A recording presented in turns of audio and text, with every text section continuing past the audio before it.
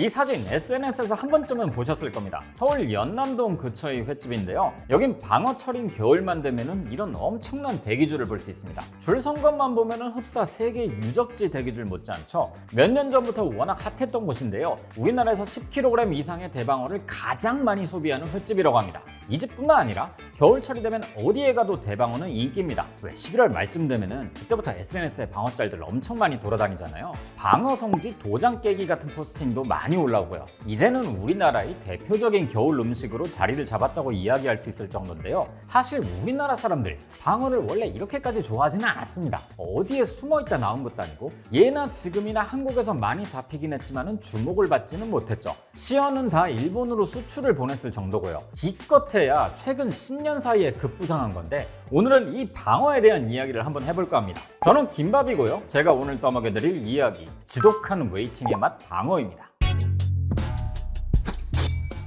방어는 쫀득하면서도 기름진 풍미를 가진 생선입니다. 버릴 것도 없죠. 방어 대가리, 껍질, 등살, 뱃살, 배꼽살, 가마살, 심지어 신선한 내장은 수육으로도 먹거든요. 방어는 한국에서도 꽤 흔하게 잡히는 생선이었습니다. 세종실록을 보면은 함경도, 강원도, 경상도에서 방어가 많이 잡혔다고 쓰여 있거든요. 지금은 제주도가 방어의 주 산지인데요. 조선시대에는 동해안 특산물이었습니다. 이건 산지가 바뀌었다거나 하는 외부적 요인 때문은 아니에요. 방어는 북상과 남하를 반복하는 회유성 어종이거든요. 따뜻한 바닷물을 좋아하기 때문에 봄이 되면 난류를 타고 동해안에 진출해서 여름을 보내고 가을부터는 다시 내려가서 제주도 주변에서 무리를 지어서 겨울을 보내죠. 이 흔적이 지명으로 남은 곳도 있습니다. 울산의 방어진. 방어가 많이 잡히기 때문에 붙은 이름인데요. 요즘 여기는 다른 생선들이 훨씬 더 많이 잡힌다고는 합니다. 방어는 겨울에 산란을 준비하기 때문에 기름이 바짝 올라서 맛있는데요. 우리가 원래 먹었던 것은 여름방어였습니다. 여름방어는 개도 안 먹는다는 우스갯소리가 있지만 사실 이땐 어쩔 수가 없었습니다. 겨울 방어들은 전부 다 제주 부근으로 가니까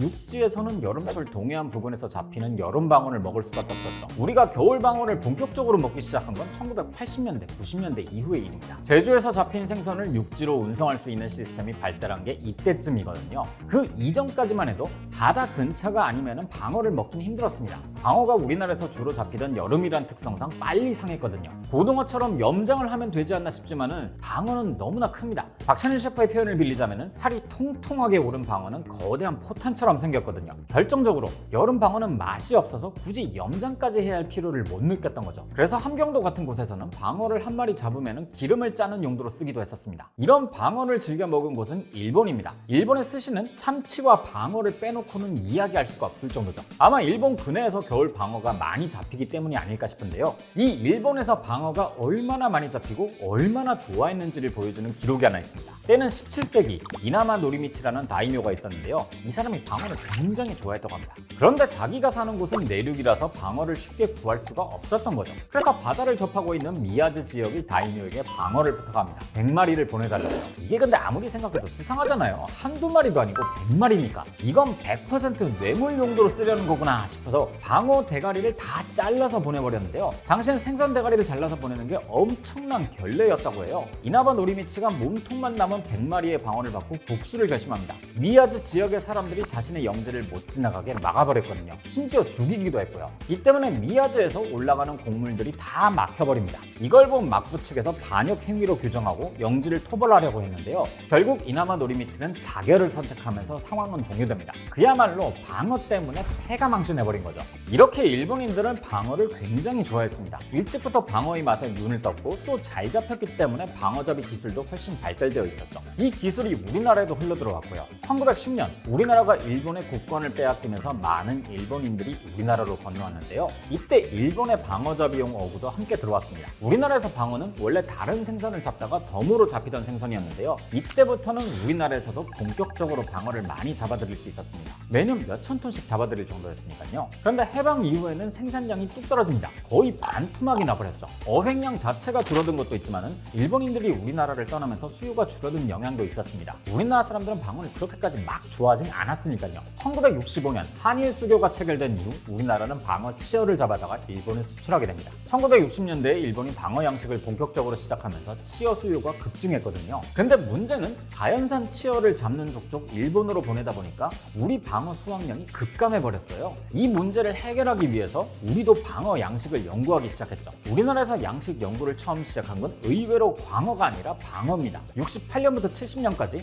여수 국립수산진흥원 가두리 양식장에서 시험을 했는데요. 방어 양식이 시작된 게 86년이니까 엄청나게 빨랐던 거죠. 방어는 봄에 산란을 하는데 이 알이 6개월 정도 자라면 1kg 정도 되는데요. 이렇게 자란 방어 치어를 일본에 수출했습니다. 기왕이면 다 키워서 수출하면 되지 않겠나 싶겠지만은 겨울이 되면 바다가 너무 추워져가지고 방어 양식을 더 이상 할 수가 없었던 거예요. 하지만 이런 방어 양식은 자연산 방어의 고갈을 막는 효과가 있었습니다. 덕분에 자연산 방어의 어획량도 늘어났죠. 70년대까지 방어의 연간 생산량은 1, 2천 톤 정도에 불과했는데요. 80년대 봐서는 3천 톤, 최고 5천 톤까지 늘어납니다. 양식 방어 생산량 역시 연간 1천 톤 이상으로 늘었고요. 그런데 80년대쯤 일본 방어 수요가 조금씩 정체되기 시작합니다. 자연스럽게 국내 방어 수출량이 줄어들었는데요. 이쯤 되니 방어 치어를 열심히 키울 이유가 없겠죠. 계속 말씀드렸지만 방어를 열심히 키워봤자 우리나라 사람들은 방어를 잘 안 먹었으니까요. 방어 양식이 이때부터 본격화됩니다. 80년대에 우리나라도 소득이 늘면서 고급 생선에 대한 수요가 늘고 있었는데요. 이때 광어가 주목을 받은 거죠. 당시엔 광어가 방어보다 2배 비싼 고급 어종이었거든요.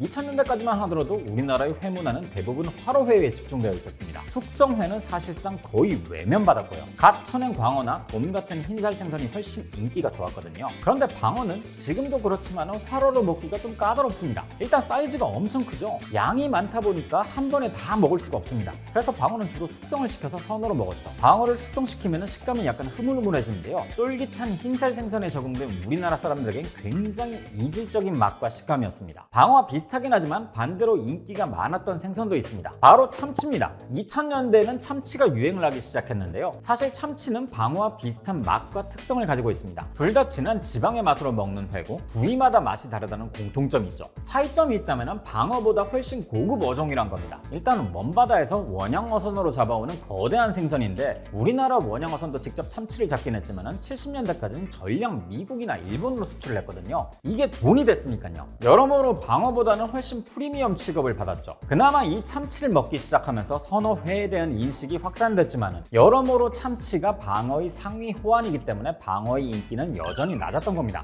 그럼 한국인은 대체 언제부터 방어를 많이 먹기 시작한 걸까요? 일단 방어라는 생선이 수면 위로 드러나기 시작한 건 2009년도부터입니다. 제주도 관광객의 증감률이 2자릿수를 찍기 시작한 해가 바로 2009년인데요. 당시까지만 해도 방어는 주로 제주도에서 즐겨 먹는 생선이었기 때문에 육지 사람들이 여행 갔다가 한 번씩 맛보고 오는 거죠. 이때부터 블로그에 슬슬 방어 리뷰가 올라오기 시작합니다. 그리고 2012년 아까 언급했던 지옥의 웨이팅 횟집인 이곳을 식신로드가 소개했죠. 이후 1박 2일 무한도전 같은 예능에서도 방어를 다루면서 사람들에게 방어는 점점 익숙해졌어요. 그리고 활어를 주로 소비했던 우리나라 사람들에게 숙성의 문화가 퍼지기 시작했죠.